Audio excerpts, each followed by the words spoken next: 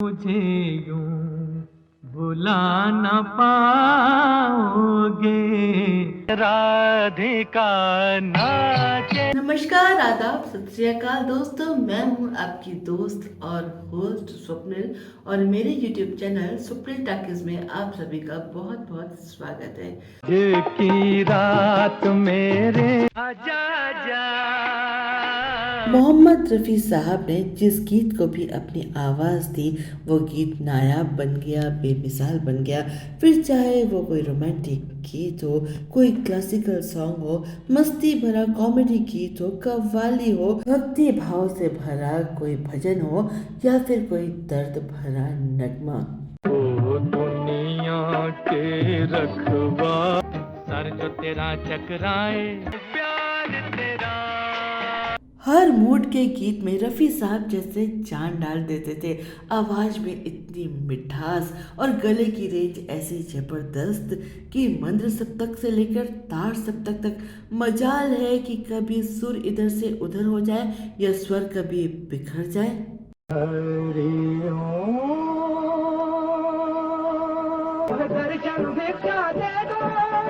आमतौर पर संगीतकार किसी डमी सिंगर से गाना रिकॉर्ड करवा कर मुख्य गायक को उसकी रिकॉर्डिंग सौंप देते हैं, जिससे कि वो अपने घर में बार बार उस गाने को सुन ले और रियाज करके दिमाग में धुन बैठा ले।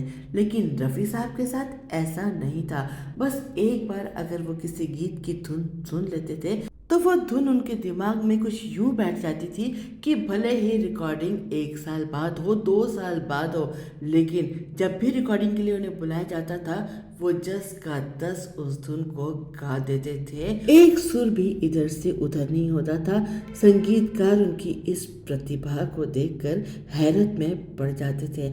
ऐसा विलक्षण कलाकार क्या कभी बार बार पैदा हो सकता है? कभी नहीं। ऐसी प्रतिभा किसी और कलाकार के पास हो ही नहीं सकती। ऐसे में आप खुद ही सोचिए कि अगर कोई रफ़ी साहब को चैलेंज करे कि वो दूसरा रफ़ी खड़ा कर देगा फिल्म इंडस्ट्री में, तो क्या ये संभव है? क्या ऐसा हो सकता है? अरे दूसरा रफ़ी तो खुद ईश्वर भी दोबारा नहीं बना पाए, तभी तो आज उनके दुनिया से जाने के 42 साल बाद भी उनके टक्कर का कोई कलाकार नहीं आ पाया। कलाकार तो बहुत से हैं फिल्म इंडस्ट्री में और बहुत अच्छे भी, लेकिन मोहम्मद रफ़ी सिर्फ एक ही हो सकते हैं। दोस्तों, मैं आज एक ऐसा फिल्मी किस्सा लेकर आई हूँ जब मोहम्मद रफ़ी साहब को एक दिग्गज निर्माता निर्देशक ने चैलेंज करते हुए कहा था कि वो उनका करियर ख़त्म कर देंगे और फिल्म इंडस्ट्री में दूसरा रफ़ी खड़ा कर देंगे। क्या है ये पूरा किस्सा, चलिए बताती हूँ। बात है 1958 की। फिल्म इंडस्ट्री के दिग्गज film maker, producer, director B.R. Chopra साहब ने एक फिल्म बनाई थी जिसका नाम था नया दौर, जिसके मुख्य कलाकार थे दिलीप कुमार और वैजंतीमाला। संगीत निर्देशन किया था O.P. नैयर साहब ने और इसके सभी गीतों में रफ़ी साहब की आवाज़ का इस्तेमाल किया गया था।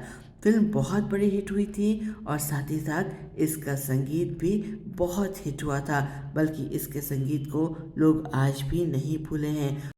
ये देश है वीर जवानों का, चिकने चेहरे मांग के साथ तुम्हारा। नया दौर की सफलता के बाद इसके निर्माता निर्देशक B.R. चोपड़ा साहब कुछ मगरूर से हो गए थे और उन्हें लगा कि वो फिल्म इंडस्ट्री के बेताज बादशाह बन सकते हैं, जिसे चाहे वो खरीद सकते हैं, जिसे चाहे अपने हाथों की कठपुतली बनाकर अपने इशारे पर नचा सकते हैं। और इसी इरादे के तहत एक दिन उन्होंने मोहम्मद रफ़ी साहब को बुला भेजा।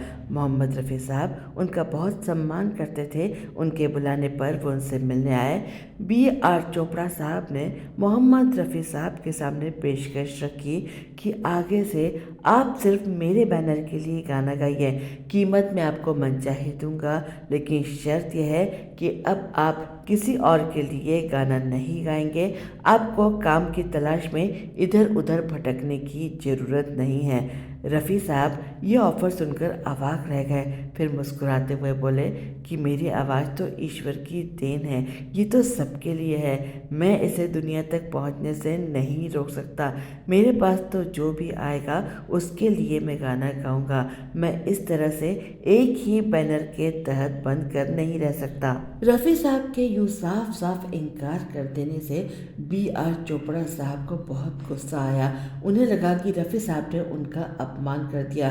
वो गुस्से से चिल्लाते हुए बोले कि तुम अपने आप को क्या समझते हो? मैं तुम्हारा करियर ख़त्म कर दूंगा, तुम्हें बर्बाद कर दूंगा। अरे मैं इसी इंडस्ट्री में दूसरा रफ़ी पैदा करके दिखाऊंगा। रफ़ी साहब ने कोई जवाब नहीं दिया। वो मुस्कुराए और वहाँ से चले गए। किसी से लड़ाई झगड़ा करना उनकी फितरत में नहीं था। B.R. चोपड़ा साहब फिल्म इंडस्ट्री के एक प्रभावशाली व्यक्ति थे और उन्होंने फिल्म इंडस्ट्री के सभी प्रमुख निर्माता निर्देशकों पर दबाव बनाया कि कोई भी मोहम्मद रफ़ी को अपनी फिल्म में काम न दे।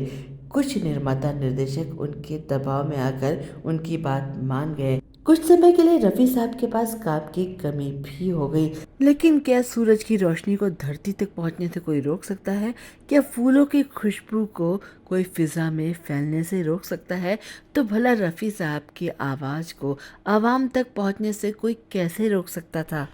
दोस्तों, आज हम फिल्म इंडस्ट्री में नेपोटिज्म और गुटबाजी की बात करते हैं, लेकिन ये सिलसिला तो लगता है बरसों से चला आ रहा है। लेकिन फिर भी फिल्म इंडस्ट्री में निर्माता, निर्देशकों और संगीत निर्देशकों का एक ऐसा भी वर्ग था जिन पर मिस्टर B.R. चोपड़ा की बात का कोई असर नहीं हुआ और उन्होंने रफ़ी साहब के साथ काम करना बदस्तूर जारी रखा, जैसे कि नौशाद साहब, S.D. बर्मन साहब, रोशन साहब, O.P. नैयर साहब और फिल्म निर्माता निर्देशक गुरुदत्त साहब, देवानंद साहब, ये सब भी रफ़ी साहब के साथ काम करते रहे। एक से एक खूबसूरत नगमे रफ़ी साहब ने इसी दौर में गाए हैं। 14वीं का चांद हो, चाहे कोई मुझे जंगली कहे, का भंवर करे पुकार। जल्द ही बाकी निर्माता निर्देशकों को भी इस बात का एहसास हो गया कि रफ़ी साहब की जगह कोई नहीं ले सकता और रफ़ी साहब के पास एक बार फिर से भरपूर काम आने लगा। लेकिन B.R. चोपड़ा साहब ने जिद ठान ली थी कि अपने बैनर तले वो रफ़ी साहब को काम नहीं देंगे। उन्होंने एक नए सिंगर की तलाश शुरू की और तलाश जाकर खत्म हुई महेंद्र कपूर पर। इन हवाओं में, इन फिजाओं में। महेंद्र कपूर एक बहुत ही उम्दा गायक थे, लेकिन वो भी रफ़ी साहब के ही चेले थे। B.R. चोपड़ा साहब की फिल्मों में संगीत निर्देशन ज़्यादातर संगीतकार रवि करते थे और वो उनके गुट में शामिल थे। B.R. चोपड़ा साहब ने उन पर दबाव बनाया कि गाने सिर्फ महेंद्र कपूर ही गाएंगे। अगली फिल्म गुमराह के गाने सारे महेंद्र कपूर ने गाए।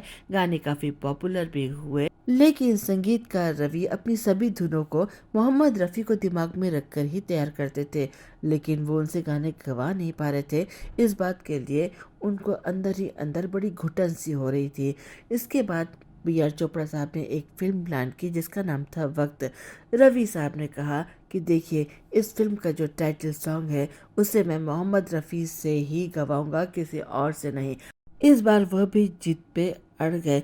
अब तक B.R. चोपड़ा साहब को भी एहसास हो गया था कि मोहम्मद रफ़ी की जगह कोई नहीं ले सकता है, वो तो सिर्फ एक ही हो सकते हैं। हार कर उन्होंने रवि साहब से कहा कि ठीक है, आप उनसे ये गाना गवा लीजिए। साथ ही साथ उन्होंने संगीतकार रवि को एक ब्लैंक चेक देते हुए कहा कि मोहम्मद रफ़ी को ये चेक दे देना और उनसे कह देना कि मनचाही रकम भर लें। खैर, मोहम्मद रफ़ी साहब ने फिल्म का टाइटल ट्रैक गाया, लेकिन ब्लैंक चेक वापस कर दिया और उतनी ही रकम ली जितनी उन दिनों वो बाकी संगीतकारों और निर्माता निर्देशकों से एक गाने के लिए लेते थे। वक्त से दिन और रात। तो दोस्तों, देखा आपने कि किस तरह रफ़ी साहब की सच्चाई और फन के आगे B.R. चोपड़ा साहब के गुरूर को घुटने टेकने पड़े। दोस्तों, आज के लिए बस इतना ही, फिर मिलेंगे अगले वीडियो में।